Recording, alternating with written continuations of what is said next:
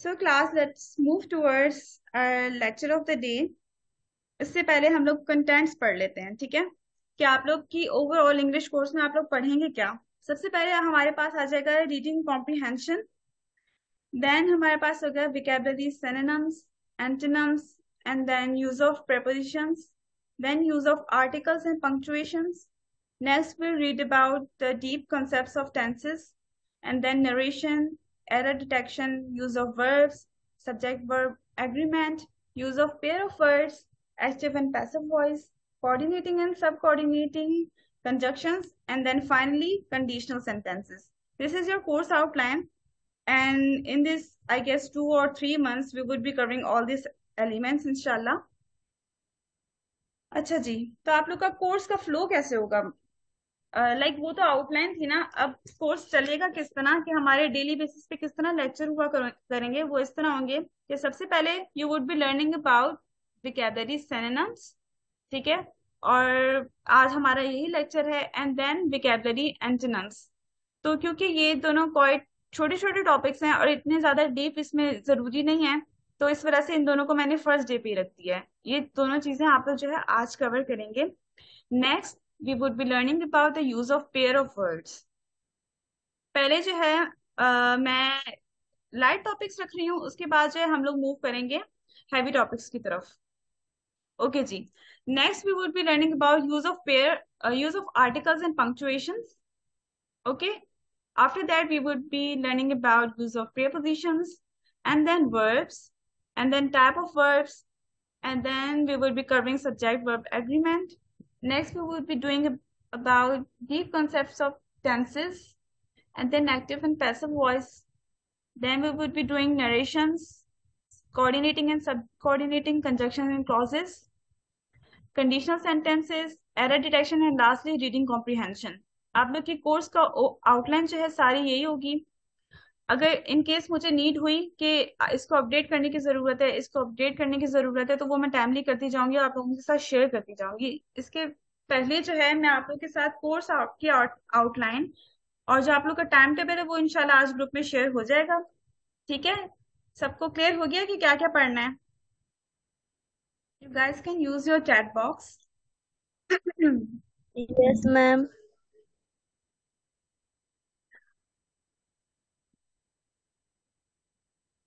Okay, ji, all right. Okay. So your lecture number one, or I would say your lesson number one, is about synonyms and antonyms. Before we proceed towards the lesson in actual, I want to know what do you know about the word synonym and what do you know about the word antonym. First of all, you would be telling about synonyms. जिसको लगता है कि वो बता सकता है synonyms क्या हैं, they can turn on the mic or use the chat box. Ma'am, जिसकी meaning Yes, same Sophia, है. you have raised your hand. Ma'am, synonyms are different words, same meaning. And Okay. antonyms, different words, different meaning. Okay, very good, Sophia. Thank you. ठीक है, उमंग कह रहे हैं, Umang, I guess if I am not wrong, you are a boy, right?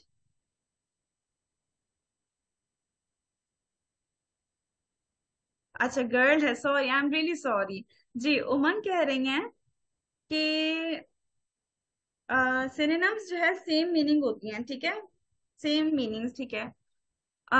Saba here is saying word with the same meaning but different meanings. Word with the same, अच्छा, she is talking about synonyms.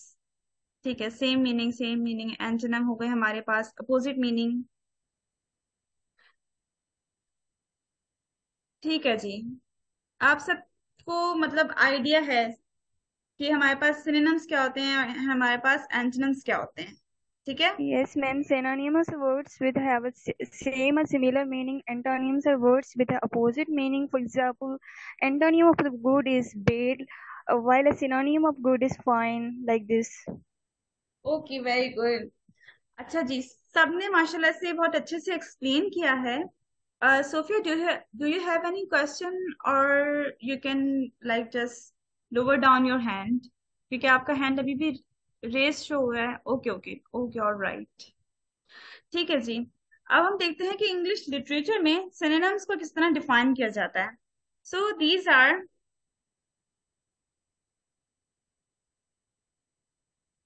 अच्छा जी, synonyms are basically the words that have similar or identical meanings, ठीक है, similar or identical meanings होती हैं to the other words in the language.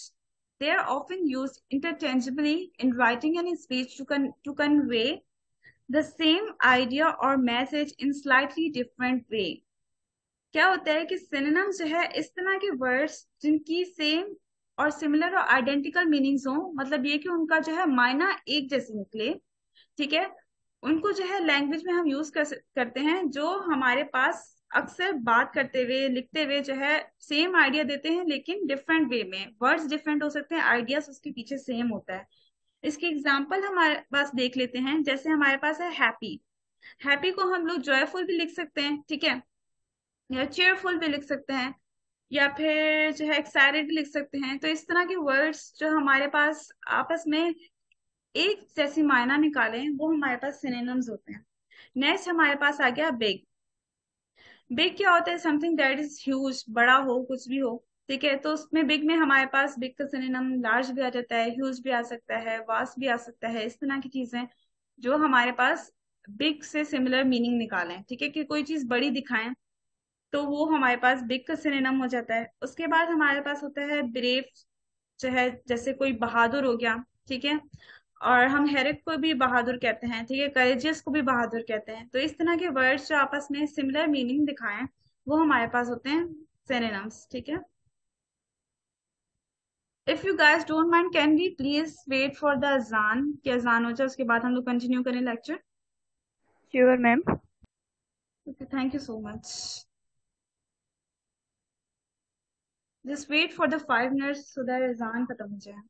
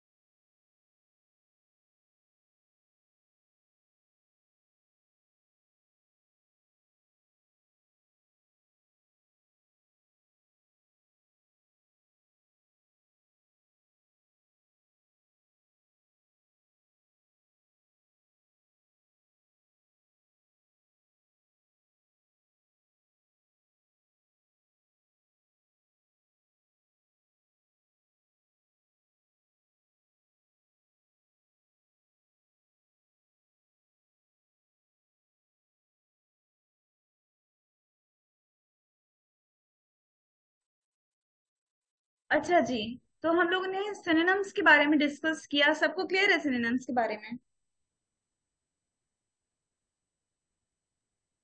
Ji ma'am, clear है। Okay जी, all right. अच्छा जी, अब आपके कॉम्पिटिटिव एग्जाम्स के अंदर किस तरह के सिनोनिम्स से रिलेटेड क्वेश्चंस आते हैं, उसकी 3 एग्जांपल्स यहाँ दी हुई हैं। फर्स्ट ऑफ ऑल क्या होता है कि आपको एक सेंटेंस दिया जाता है, उसमें जो है बोल्ड, इटैलिक या फिर हमारे पास अंडरलाइन वर्जन में एक वर्ड दिया जाता है, जिसकी आप लोगों ने सिनोनिम निकालना होता है। आप यहाँ पे अपनी जो है यहाँ स्क्रीन पे देखें कि फर्स्ट एग्जांपल में यहाँ पे एक वर्ड है ग्रॉसली, राइट। तो ये क्वेश्चन है, इसमें you have to find out the same meaning which shows the word grossly, ठीक है। उसके अलावा हमारे पास दिया हुआ है विशियस, ठीक है। अब इस तरह के क्वेश्चंस आ जाते हैं कि first of all you guys have to see the question clearly. उसके बाद क्या होता है, एक सेंटेंस दिया हुआ होता है, उसमें जो है आपको एक वर्ड दिया होता है, अंडरलाइन हुआ होता है, मोस्टली अंडरलाइन वर्ड होता है, ठीक है। उसके आप लोगों ने जो है सेम मीनिंग जो वर्ड्स होते हैं उसको देखना होता है। उसके बाद हमारे पास क्वेश्चन इस तरह से आ जाते हैं सेकंड एग्जांपल देखें तो यहाँ पे आपको एक वर्ड दिया होता है, उसकी डायरेक्टली मीनिंग लिखी होती है, ठीक है। डायरेक्टली मीनिंग जो है नीचे आपको एमसीक्यूज में दिया होता है, आपको एक ब्लैंक्स की शेप में वर्ड होता है, उसकी आप लोगों ने जो है वर्ड की मीनिंग आइडेंटिफाई करनी होती है। थर्ड हमारे पास क्या टाइप आती है, वो होती है हमारे पास कि आप लोगों को एक जो है कैपिटलाइज अपर केस लेटर्स में वर्ड दिया होता है, उसकी मीनिंग निकालनी होती है। आपके पास जो है तीन इस तरह के क्वेश्चंस की एग्जांपल्स हैं जो आपके पास मोस्टली एग्जाम्स में आ जाती हैं, अब वो चाहे हमारे पास आईबीए का टेस्ट हो या फिर कोई और कॉम्पिटिटिव एग्जाम्स हो, मोस्टली हमारे पास जो है इस तरह के क्वेश्चंस आ जाते हैं। Is it clear? Yes, ma'am. Okay जी। Next we would be talking about antonyms. जैसे कि आप लोगों ने डिफाइन किया ऑलरेडी, अपोजिट मीनिंग्स वाले वर्ड होते हैं। तो आप लोग देखें कि लिटरेचर भी हमें यही दिखाता है कि antonyms are the words that have opposite meaning.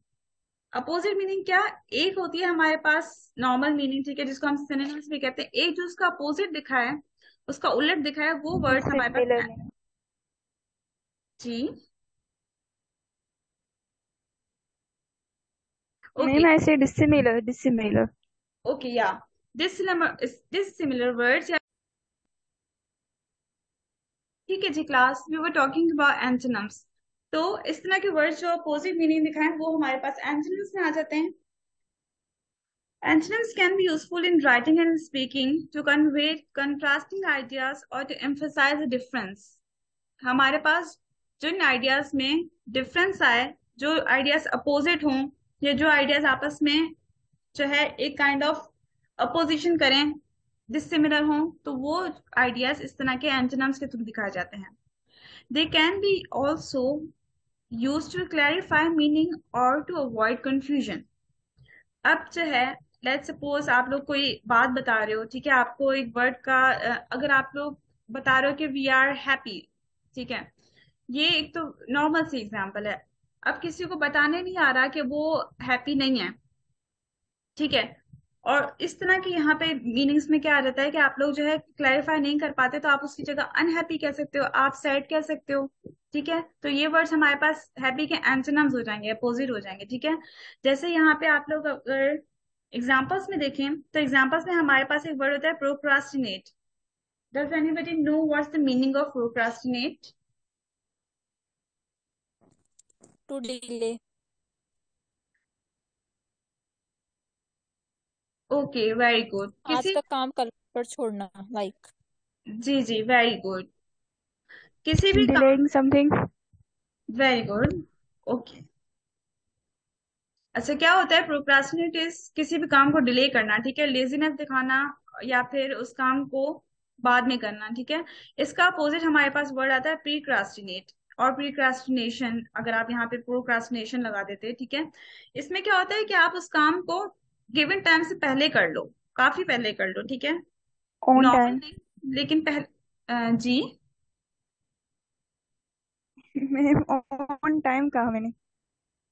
Okay, नहीं नहीं, ऑन टाइम नहीं, ऑन टाइम से भी पहले। जैसे एग्जांपल ले लो कि हमें डेडलाइंस मिलती हैं कोई भी काम की ना, तो इट्स लाइक कि आप ऑन टाइम नहीं बल्कि डेडलाइन की इंस्ट्रक्शन से मिलने से पहले ही आप लाइक काफी पहले चीज कर लो ना, वो प्रीक्रास्टिनेशन में आ जाती है, ठीक है। ऑन टाइम तो एक होता है कि हम लोग रुक रुक के लेकिन एक डेडलाइन के विद इन कर लेते हैं ना। प्रीक्रास्टिनेशन इसके आपको एक डेडलाइन मिली है, जिस दिन आपको टास्क मिला है, you have just done your task on that particular day. उसके बाद हमारे पास आ जाता है word accidental. Yes, accidental, ma'am. Doing things without delay. जी एग्जैक्ट, ठीक है जी। अब हमारे पास वर्ड आता है एक्सीडेंटल। एक्सीडेंटल का अपोजिट हमारे पास होता है इंटेंशनल। एक्सीडेंटल मतलब कि आप लोग ना चाहते हुए या कुछ भी इस तरह की चीज से वो चीज हो गई है। इंटेंशनली मतलब कि आप लोग जो है वो चीज सोच समझ के कर रहे हो। जी Sophia, you have any question? Ma'am बस मैं इसका ही बता रही थी, इंटेंशनल और एक्सीडेंटल, पर आपने बता दिया, it's okay. Okay okay okay. Okay ma'am. अच्छा जी, ये सबको क्लियर है एंटोनिम्स वगैरह? Yes, ma'am. ओके जी। अब हमारे एग्जाम्स के अंदर एंटोनिम से रिलेटेड किस तरह के क्वेश्चंस आते हैं, they are given on the screen. हमारे पास ऑलमोस्ट सिमिलर क्वेश्चंस आते हैं। सबसे पहले आप लोगों को एक सेंटेंस दिया हुआ होता है और वो सेंटेंस जो है अंडरलाइंड होता है, as you can see on the first example. उधर अंडरलाइन वर्ड है हमारे पास हंग्री। अब आपने क्या करना होता है, ऊपर मोस्टली बोल्ड हेडिंग में दिया हुआ होता है, एक डायरेक्शन दी हुई होती है कि आप लोगों ने करना क्या है। तो वहां पे एंटोनिम्स लिखा होता है या पे लिखा होता है do as directed, find the opposite word of this given word. ठीक है, इसमें आप लोगों को अपोजिट वर्ड ढूंढना होता है।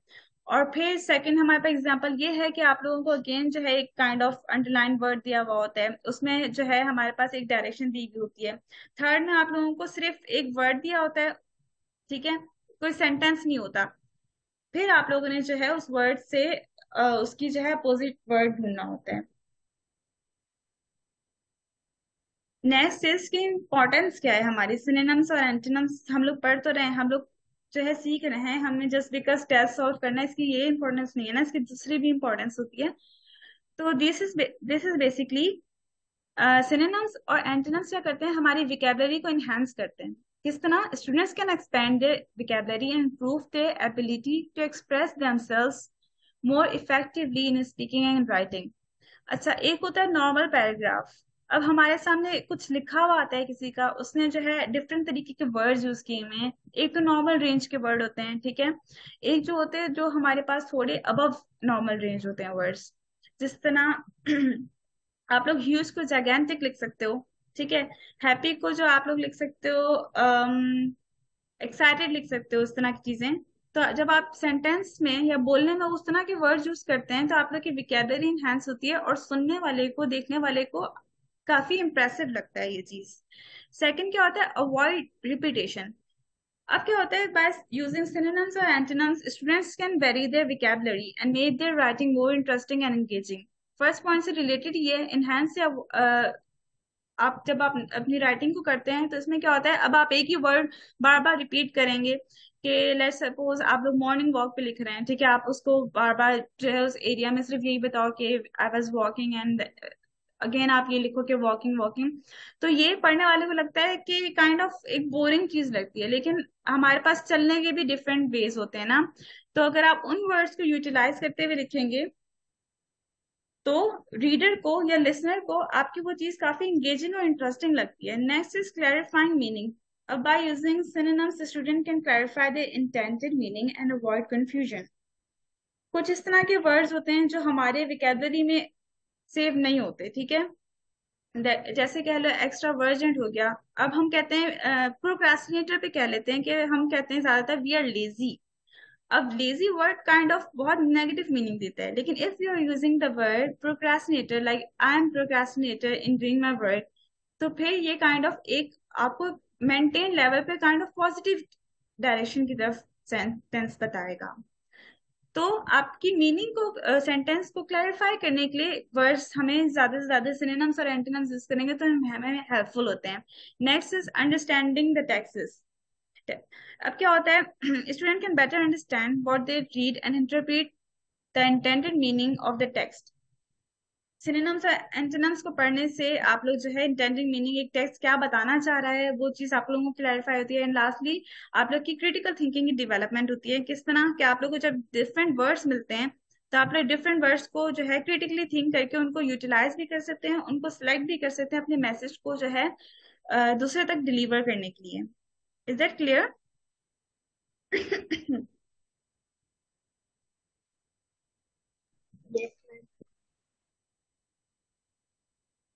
Yes, ma'am, it's crystal and clear.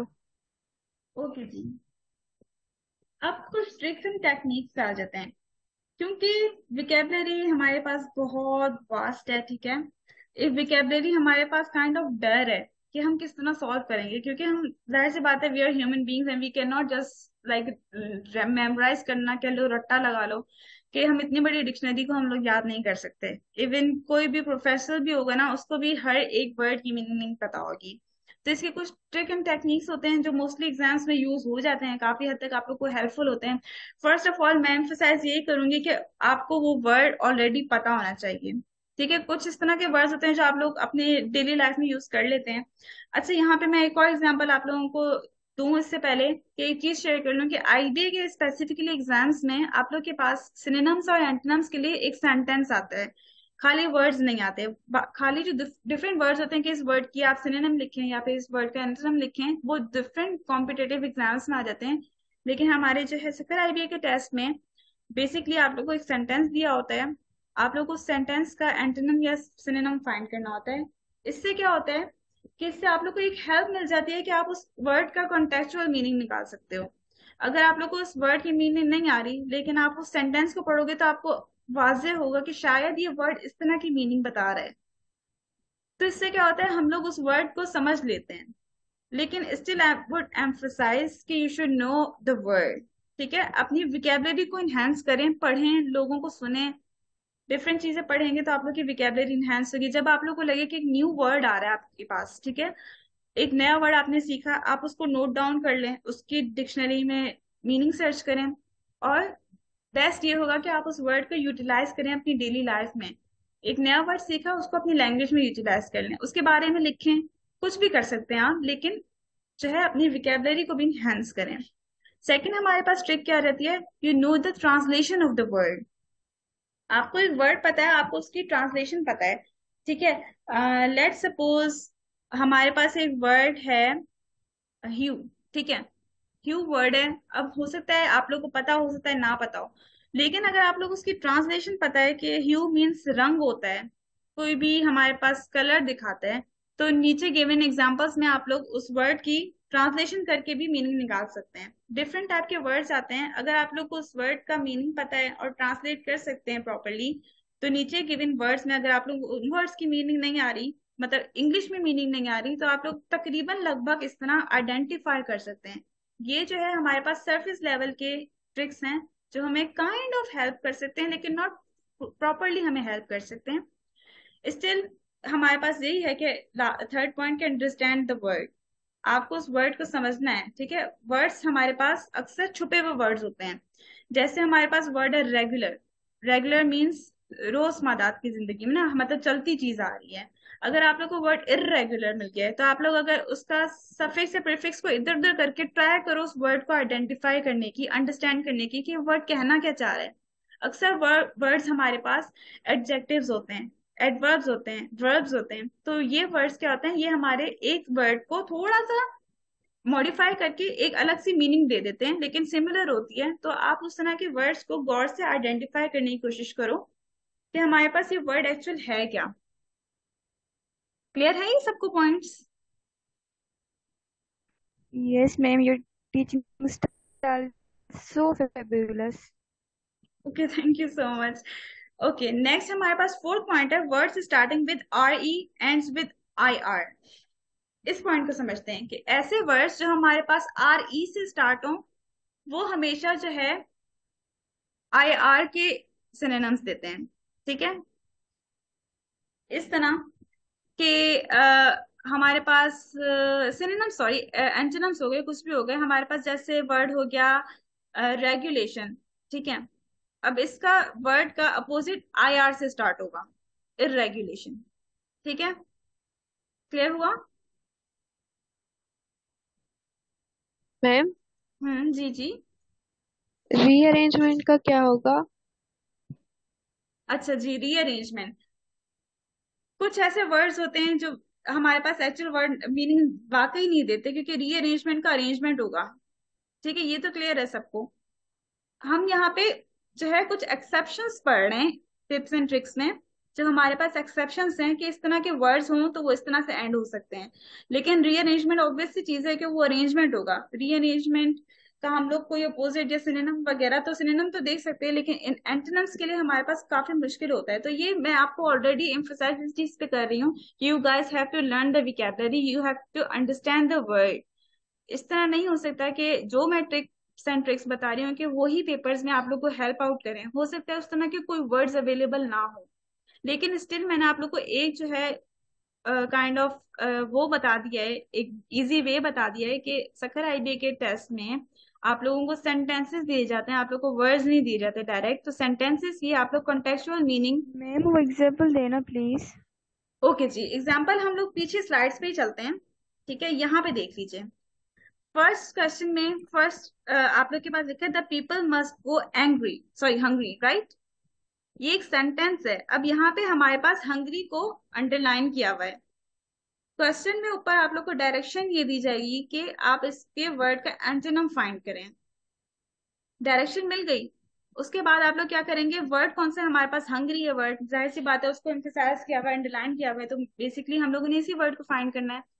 तो now you guys have to see कि इन चार ऑप्शंस में आपके पास हंगरी का अपोजिट क्या होगा।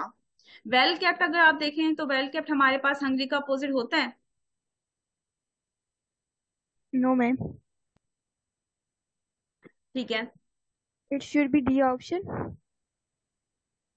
Exactly exactly. हमारे पास वेल केप्ट आप देखें या वेल केयर्ड ऑफ फॉर देखें या वेल लुक फॉर देखें, तो ये सब चीजें हमारे पास अपोजिट तो है। हंगरी समथिंग की एक जो है बैड कंडीशन में बंदा हो ना, लेकिन ये वर्ड उसके सिमिलर तो है लेकिन एग्जैक्टली मीनिंग नहीं दिखा रहे। जबकि हम अब अपने पास डी ऑप्शन देखें तो वो हमारे पास वेल फेड दिखा रहा है। हंगरी हमारे पास क्या होता है, बेसिकली हंगरी खाने की ही चीज से होता है ना बंदा, कि उसको भूख लग रही है। तो फैट की क्या है, फैट जो है वर्ब का सेकंड फॉर्म है, फीड का सेकंड फॉर्म है ना। फीड हमारे पास वर्ब है, एक्शन है कोई भी, तो उसका सेकंड फॉर्म हमारे पास फेड है। तो फिर क्या है, अब हमारे पास हमने उस हंगरी की देखें, हमने एक ट्रिक देखी थी कि अगर आपको उस वर्ड की ट्रांसलेशन आ रही है तो हंगरी की हमने ट्रांसलेशन की उर्दू में कि वो चीज जो है कोई भूखा हो। Yes Sophia, do you have any question? Ma'am hungry और स्टारविंग इन दोनों में कोई फर्क है क्या? नहीं है मेरे ख्याल से, ये भी सिनोनियम से। सिनोनिम्स तो हैं, सिनोनिम्स में भी हल्का हल्का बहुत फर्क होता है। सी, सिनोनिम्स आर नॉट एग्जैक्टली कि हम लोग एक ही वर्ड हो ना, ठीक है? जी जी मैम, मतलब वो भी हम कर सकते हैं या नहीं? उसको हम अच्छा, एडवांस में कंसीडर कर सकते हैं। हंग्री बेसिकली हमारे पास एक फीलिंग है, ठीक है? आई एम हंग्री मतलब मैं भूखी हूँ। स्टार्विंग इज लाइक एक ऐसी स्टेट है जिसमें आप लोग जो है भूख से शदीद जो है, मतलब आपको शदीद भूख लग रही होती है ना, जब उसको हम कहते हैं आई एम स्टार्विंग। हंगरी में हम लोग एक काइंड ऑफ फीलिंग है कि हम लोग ठीक है, ओके है ना, भूख लग रही है लेकिन ओके है। स्टार्विंग उसकी समझे एक्सट्रीम स्टेट है, लेकिन है तो वर्ड सिमिलर, लेकिन स्टिल इसमें जो है स्टेट्स का चेंज है। सिनोनिम्स आर नॉट एग्जैक्टली कि आपको वही मीनिंग दें, सिनोनिम्स आर लगभग सेम मीनिंग दें, लेकिन एग्जैक्टली सेम मीनिंग तो नहीं देंगे ना, हर वर्ड की अपनी एक मीनिंग होती है। क्लियर हुआ सबको ये चीज?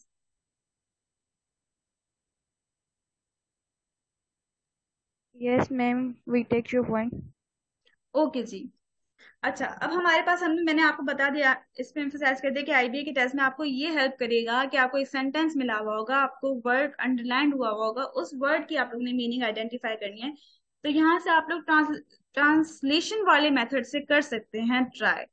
ठीक है जी। इसके बाद लास्ट पॉइंट था हमारे पास वर्ड्स स्टार्टिंग विद एम और P ends with I am. ठीक है, इस तरह के वर्ड्स जो एम या पी से स्टार्ट हो, उसमें जो है उसका अपोजिट जो है हमारे पास आई एम से स्टार्ट होता है। जैसे अगर हमारे पास पॉसिबल हो गया वर्ड, पॉसिबल का अपोजिट क्या होता है? Impossible Impossible. Ma'am. Exactly, impossible हो गया। ठीक है, अब हमारे पास ये क्या आ गया, आई एम लग गया, पी वाले वर्ड के पास आई एम लग गया। जैसे पार्शल हो गया, उसका अपोजिट क्या होगा, हमारे पास इम्पार्शल होगा। ठीक है, Impartial. Exactly exactly. अब हमारे पास ये कुछ ट्रिक्स थी, इसके बेसिस पे हम लोग आइडेंटिफाई कर सकते हैं, कुछ अपोजिट वर्ड आइडेंटिफाई कर सकते हैं, कुछ सिनोनिम्स फाइंड कर सकते हैं। ठीक है, ये हमारे पास छोटी सी टिप्स हैं। उसके बाद हमारे पास आ जाता है कि हमारे वर्ड्स होते किस किस तरह के हैं। हमेशा सिनोनिम्स और एंटोनिम्स में हमारे पास इन चार टाइप के वर्ड्स आते हैं, या तो नाउन आता है, या तो एडवर्ब आता है, या वर्ब आता है, या तो एडजेक्टिव आता है। सबको पता है कि noun, adverb, verb and adjective होते क्या हैं? Yes, ma'am. Yes, ma'am. यही तो बताया। ओके जी, all right. Nouns are like हमारे पास किसी भी चीज का नाम हो गया। हमारे पास फिर नाउन्स में डिफरेंट टाइप्स आ जाती हैं, countable, personal, uncountable nouns, abstract noun आ गए। ठीक है, इन सब का आपको पता होना चाहिए कि किस किस तरह के होते हैं। इसी के बेसिस पे आप लोग आइडेंटिफाई कर सकते हो कि वो word whether that is noun, adverb, verb और एडजेक्टिव। उसके बाद हमारे पास एडवर्ब्स आ जाते हैं। एडवर्ब्स हमारे पास क्या होते हैं कि किसी भी चीज किसी भी वर्ब को, एडजेक्टिव को मॉडिफाई करता है एडवर्ब, ठीक है। वर्ब, एडजेक्टिव या दूसरे एडवर्ब को मॉडिफाई करने वाला वर्ड जो है एडवर्ब होता है। फिर हमारे पास यहाँ पे वर्ब के एडवर्ब के अंदर भी काफी सारी एग्जाम्पल वो आ जाती हैं, क्या कहते हैं, टाइप्स आ जाती हैं। जैसे एडवर्ब ऑफ टाइम आ गया, adverb of frequency, adverb of place, adverb of manner, adverb of manner, adverb of degree, जी, verb of time, डिग्री और क्वांटिटी, ठीक है। ये सब हमारे पास है एडवर्ब की टाइप्स। अब आपको इस चीज का भी पता होना चाहिए कि कौन कौन सी टाइप्स हैं, क्योंकि हमारे पास एक काइंड ऑफ बताया जाता है कि एडवर्ब आर बेसिकली जो एल वाई से एंड हो, ठीक है। लेकिन वो कौन से एडवर्ब होते हैं जो एल वाई से एंड होते हैं ना, वर्ड्स। एडजेक्टिव वाले मैम। जी बिल्कुल, यस, और इनको मैनर में भी, वो मैनर में होते हैं जो एडवर्ब मैनर में, और वैसे ये एडजेक्टिव से बनते हैं। एग्जैक्टली यही चीज मैं बताई थी कि अब आपको लगे कि एडवर्ब सिर्फ एल वाई से एंड होते हैं तो यहाँ पे ये चीज नहीं होगी ना, आपको फायदा नहीं देगी, क्योंकि हमारे पास adverb of time, frequency, place और क्वांटिटी भी है। जबकि एल वाई वाला वर्ड सिर्फ एडवर्ब ऑफ मैनर को डिफाइन करता है कि किस तरीके से हो रहा है। अब हमारे पास वर्ब आ गए। वर्ब क्या होता है, किसी भी एक्शन को बता रहा होता है, ठीक है, कि हम कहाँ जा रहे हैं, कैसे कर रहे हैं। हमारे पास एक्सप्रेस करने के लिए या फिर अकरेंस दिखाने के लिए हमारे पास वर्ब यूज होता है। फिर वर्ब्स के अंदर भी फर्दर बहुत सारी हमारे पास टाइप्स रहती हैं। एक्शन वर्ब हो गया, स्टैटिक वर्ब हो गया, helping verb, model, transitive, intransitive, phrasal verb, irregular verbs. तो ये सब चीजें डिफरेंट हैं। वर्ब तो हम कह रहे हैं कि कोई भी एक्शन दिखाने वाला वर्ड है, लेकिन स्टिल काफी सारे अंदर भी चीजें आ जाती हैं। तो आप लोग को आइडेंटिफाई करना आ रहा हो कि कौन कौन से वर्ड्स हैं। अच्छा, इस आउटलाइन में हमने पढ़ा कि हम वर्ब को तो पढ़ेंगे तो उस सब में हम ये चीजें कवर कर लेंगे, लेकिन आप लोग की आउटलाइन लैग कर रही है जो है नाउन, एडवर्ब एंड एडजेक्टिव्स पे। तो इस पे अगर आप चाहें तो हम लोग एक सेशन कभी रख लेंगे ताकि मैं आपको इस बारे में पढ़ा दूं। लेकिन ये आउटलाइन में बेसिकली नहीं है, क्योंकि ये काफी सारी चीजें हम लोग इंटर से क्लियर करते आ रहे होते हैं। लेकिन स्टिल आप लोग को नीड हुई और मुझे लगा कि आप लोग को वाकई इसमें हेल्प आउट की जरूरत है, तो आई वुड डेफिनेटली हेल्प आपकी, ठीक है।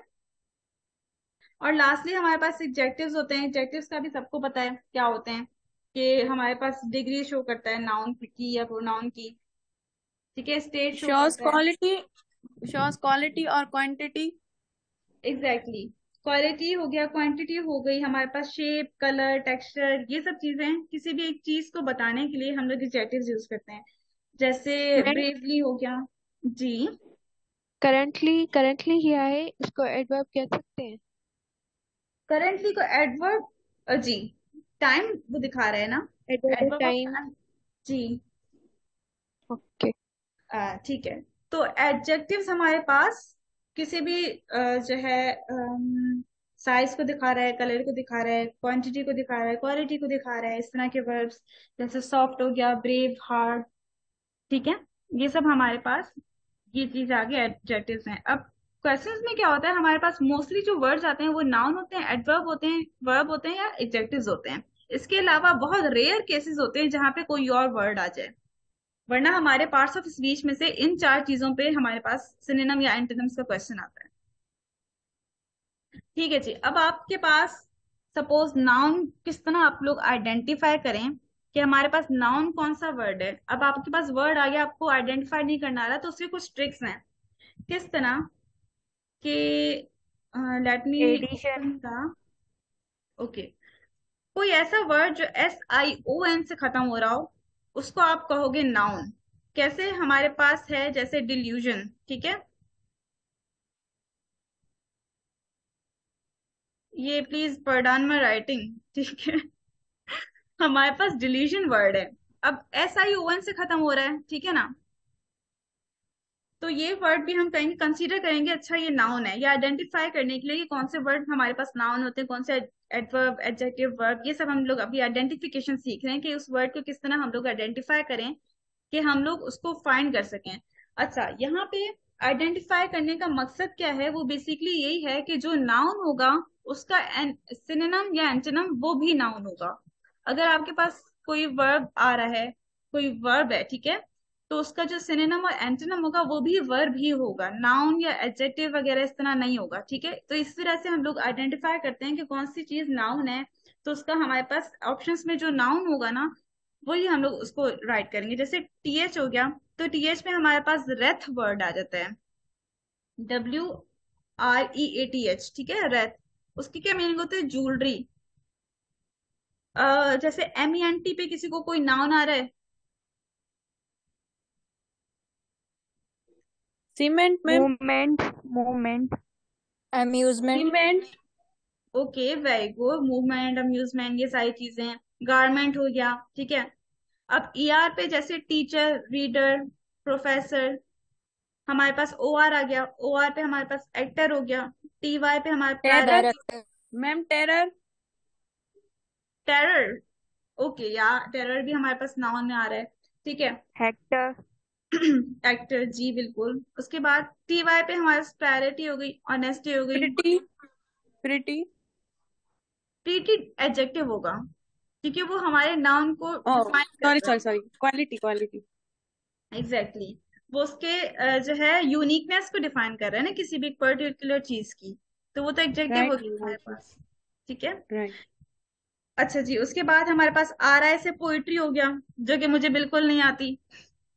किसी और को आती होगी तो हम लोग कभी कोई सेशन हमारे पास बोरिंग हुआ तो we would be listening to his और her poetry, all right. Sure ma'am. अच्छा जी, अब हमारे पास DON से कोई वर्ड आ रहा है आप लोग को माइंड में? Ma'am freedom. Kingdom. Very good. Freedom. ठीक है, वेरी गुड। किंगडम हो गया, फ्रीडम हो गया। अब TI1 से मोशन हो गया, इलिमिनेशन हो गया। इस तरह के वर्ड्स। NESS से हमारे पास sickness, happiness, cleanness, cleanliness. Happiness, kindliness. Playfulness, जी, काइंडनेस। जेंटलनेस। काइंडनेस। काइंडनेस आपको क्या लग रहा है, नाउन है? एडजेक्टिव। Exactly exactly. यहाँ पे भी हमारे पास एक्सेप्शंस आती हैं। सी, मैं फर्स्ट, मतलब जब से हम नए टॉपिक स्टार्ट किए, मैं फर्स्ट टाइम से यही कह रही हूँ कि ये हमारे पास कुछ टिप्स एंड ट्रिक्स हैं जो हमें हेल्प आउट कर सकती हैं, लेकिन नॉट दैट प्रॉपरली। आप लोगों को स्टिल जो है विकेबलरी को सीखना पड़ेगा, क्योंकि कुछ वर्ड्स होते हैं जो हमें लगता है कि हो सकता है वो नाउन हो, लेकिन वो नहीं होते। इस वजह से आप लोग को विकेबलरी तो एनहांस करनी पड़ेगी। अच्छा जी, अब CE से वर्ड हमारे पास जैसे एडवाइस हो गया, वाइस हो गया। GE से हमारे पास नॉलेज हो गया। ठीक है जी। और शिप से हमारे पास हो गया फ्रेंडशिप हो गया, रिलेशनशिप हो गया। ठीक है, इस तरह के वर्ड्स। और TUR। हार्डशिप। जी, हार्डशिप। जी बिल्कुल, हार्डशिप हो गया। अच्छा, अब TURE से adventure. Future. Creature, flexure, overture, puncture, very picture, good. Future. Nature. जी जी बिल्कुल, एग्जैक्टली exactly. तो ये हमारे पास कौन से वर्ड्स हैं? ये वर्ड्स हैं नाउन्स को आइडेंटिफाई करने के लिए। ठीक है, क्लियर हो गया? ये कुछ हमारे पास चीजें हैं जो आप लोग याद कर लें तो काफी हेल्प आउट हो जाएगी। इसके बाद हमारे पास आ जाता है एग्जेक्टिव्स। एग्जेक्टिव्स को फाइंड आउट करने के लिए हमारे पास यहाँ पे कुछ जो है एंड वाले वर्ड्स हैं। वो है कि अगर आप लोग का वर्ड FUL से खत्म हो रहा है, या AL से हो रहा है, OUS से हो रहा है, IC से हो रहा है, एबल ABLE से हो रहा है, या ARY से हो रहा है, तो उस तरह के वर्ड्स हमारे पास एग्जेक्टिव्स में काउंट होते हैं। जैसे FUL से हमारे पास पावरफुल हो गया। ठीक है, AL से हमारे पास लोकल हो गया, ब्यूटीफुल। ब्यूटीफुल हो गया। Exactly exactly. OUS से हमारे पास हो गया विशियस हो गया, विगोरियस हो गया। IC से हमारे पास पेथेटिक हो गया, पेट्रोटिक हो गया। ABLE से हमारे पास हो गया क्या कहते हैं, डिजरेबल हो गया। ठीक है, मिजरेबल हो गया। इस तरह के कंफर्टेबल। Disable ma'am. डिसऑर्डरेबल। जी डिसेबल। वेरी, हाँ एग्जैक्टली, डिसेबल हो गया, कंफर्टेबल हो गया। ठीक है, या ARY से हमारे पास हारमोनी हो गई। या फिर कह चेरी लो। हो गया, जी, डायरी हो गया, ग्लैरी हो गया। Diary ceremony. वर्ड एग्जेक्टिव नहीं है ना हमारा। ARY न्यूज हो गया। अरे बाबा, ये कहाँ पहुंच रही हैं आप? अच्छा मैं स्टॉप हो गई। एडजेक्टिव्स मैं क्या है? वर्ड सोच रही हूँ, ARY पे कौन आएगी फर्स्ट। ओके ओके जी, ठीक है। तो ये हमारे पास क्वालिटी और क्वांटिटी में exactly quality, quantity, size, colour. Vocabulary. Vocabulary नहीं, विकेबलरी भी नहीं। देखें ये अब आप लोगों को आप लोग के वर्ड से ही सामने। एडजेक्टिव नहीं होगा ये? विकेबलरी वर्ड कैसे एडजेक्टिव होगा? मतलब विकेबलरी हमारे पास किस चीज को क्वांटिफाई कर रहा है या किस चीज को क्वालिफाई कर रहा है? फिर क्या होगा मैम? कैबलरी। आप लाइब्रेरी क्या वर्ड कह रही हैं? आई एम रियली सॉरी, मुझे समझ नहीं आ रहा, विकेबलरी या library? Vocabulary. Vocabulary ma'am. Vocabulary तो नाउन होगा ना, हमारे पास किसी चीज का नाम है ना। विकेबलरी हमारे पास क्या होती है? वर्ड्स होते हैं, ठीक है। तो वो तो नाउन होते हैं ना। हम एडजेक्टिव्स की बात कर रहे हैं, एडजेक्टिव तो हमारे पास क्वालिटी, तो हम क्वांटिटी। काउंट तो कर सकते मैम, वर्ड्स को काउंट तो कर सकते हैं ना। वर्ड्स को काउंट करेंगे तो आप उसको ये तो नहीं बताएंगे ना विकेबलरी खाली, कि like if you are saying कि I am counting the words, तो आप इसको ये नहीं कहेंगे कि आई एम डूइंग विकेबलरी या आई एम विकेबलरी, इस तरह का नहीं कहेंगे ना ये चीज। ये तो बिल्कुल ही कॉन्टेक्स्ट चेंज हो जाएगा। विकेबलरी हमारे पास नाउन ओके है। Okay ma'am, I got it, I got it. Okay okay जी। Next, Extraordinary. Extra ordinary. जी बिल्कुल, जैसे मेरी क्लास के बच्चे हैं माशाल्लाह सारे। हाँ जी। Thank you ma'am, thank you. अब हमारे पास आता मैम है। इस पे पोइट्री हो जाए। बच्चा मुझे नहीं आती, मैंने मैम आपको सर बताया। सर कह रहे थे कि आपको मैं बताएगी पोइट्री। सर कह रहे थे। सर को सर हिंदी को में माशाल्लाह बोलेंगी मैम। बहुत अच्छी आती है पोइट्री, लेकिन लिटरली मुझे नहीं आती पोइट्री। मैं बताऊंगी आपको। मैम फिर आप सिंधी में बताएंगी नेक्स्ट क्लास में, वो भी सिंधी में। अच्छा, सिंधी में? आप ओके, आपने पहले कहा ना मुझे सिर्फ सिंधी सीखनी है, तो आप पोइट्री सिंधी में बताएंगी तो सीखेंगी ना आप। ठीक है बच्चा, आप लोग मेरी क्लास लेना, फिर मुझे समझाना पोइट्री, मैं वो बोल नो लूंगी। Ma'am, no ma'am, I am just kidding you ma'am, I am just kidding. अच्छा जी, एडवर्ब्स पे आ जाते हैं। एडवर्ब्स यहाँ पे मैंने लिखा है एल वाई, ठीक है। मोस्टली हमारे पास एल वाई वाले वर्ड्स आते हैं क्वेश्चंस के अंदर, लेकिन हमारे पास कुछ दूसरे भी वर्ड्स एडवर्ब्स हो सकते हैं जो हमारे पास आ सकते हैं। जैसे एडवर्ब ऑफ टाइम का हमारे पास बिफोर, आफ्टर, ठीक है, सून हो गया। एडवर्ब ऑफ फ्रिक्वेंसी में हमारे पास हाउ हो गया, ऑफन हो गया, ठीक है। या फिर प्लेस पे वेयर, एवरीवेयर, इस तरह के वर्ड्स। लेकिन क्वेश्चन में हमारे पास मोस्टली एल बाय वाले वर्ड्स आते हैं। एल बाय वाले वर्ड्स कैसे? जैसे क्लियरली हो गया, ब्रेवली हो गया, सैडली, हार्डली। क्वेश्चन के अंदर, हमारे एमसीक्यूज के अंदर मोस्टली एल वाई से खत्म होने वाले वर्ब्स, एडवर्ब्स, यानी एडवर्ब ऑफ मैनर आता है, ठीक है। ये भी क्लियर हो गया सबको?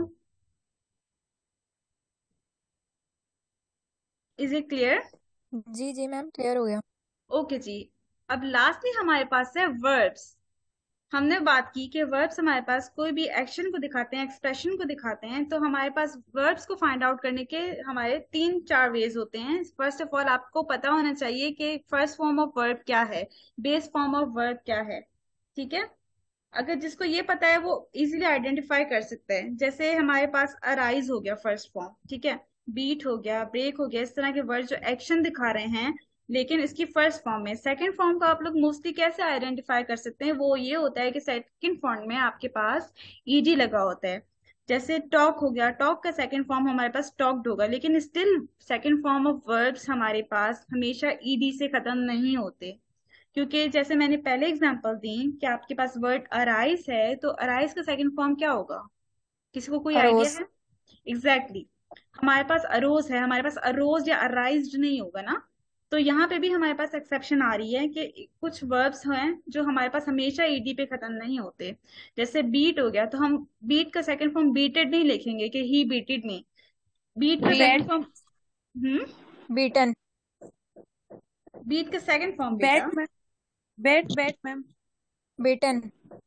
बीटन थर्ड फॉर्म आ जाएगी ना। Ma'am bat. जी हाँ जी हाँ, जी, बैट थर्ड बेटन है। ठीक है। जैसे हमारे पास बाइट वर्ड हो गया, सेकंड फॉर्म उसकी बिट होती है, थर्ड हमारे पास आ जाती है बिटन, ठीक है। अब इस तरह के वर्ड्स हैं कि जिसमें एक्सेप्शंस आ रही हैं, लेकिन हम लोग कुछ वर्ड्स हैं जिसको आइडेंटिफाई करने के लिए सेकंड फॉर्म में ईडी फाइंड आउट करने की कोशिश करते हैं कि हमारे क्वेश्चन के अंदर अगर कोई वर्ब आ रहा है तो उसको आइडेंटिफाई किस तरह करें कि उसके सेकंड में ईडी शायद लगा हो। कोशिश कर सकते हैं ना इस तरह। अगर थर्ड फॉर्म हमें फाइंड आउट करनी है कि एग्जांपल्स में हमें एमसीक्यूज के अंदर थर्ड फॉर्म कैसे फाइंड करेंगे, या तो ईडी लगा होगा उसके, या तो टी लगा होगा, ठीक है, या फिर हमारे पास ईएन वाले वर्ड्स आ जाएंगे, जैसे ब्रोक का हो गया ब्रोकन, और फिर डील का हो गया डेल्ट, राइट। तो इस तरह से हम लोग वर्ब्स को फाइंड आउट कर सकते हैं। फिर हमारे पास होती है आईएनजी फॉर्म वाली वर्ब। क्वेश्चन में अगर हमारे पास आईएनजी फॉर्म वाला वर्ब दिया गया है तो उसका सिनोनिम और एंटोनिम भी आईएनजी फॉर्म में ही मिलेगा आप लोगों को, दूसरी फॉर्म में अवेलेबल नहीं होगा ये चीज, ठीक है। सबको क्लियर हो गया ये चीज? Yes ma'am. किसी मैम को कोई clear. Clear? Okay. Does anybody have any question? वो पूछ सकते हैं मुझसे।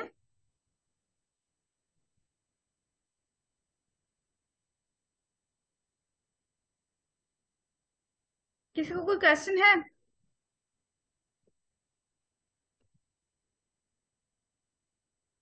नहीं? No no ma'am. Okay, all right.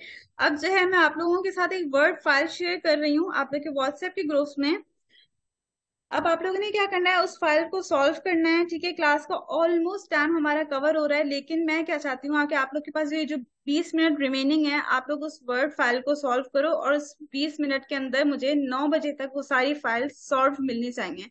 अच्छा, यहाँ पे मैं आप लोग के पास ट्रस्ट कर रही हूँ कि you guys would not be cheating from the internet resources, क्योंकि इससे आपका ही नुकसान होगा बेटा। अगर आप लोग मतलब इधर उधर से देख के करेंगे तो क्या होगा, मेरे पास तो आप लोग का ठीक है आ जाएगा,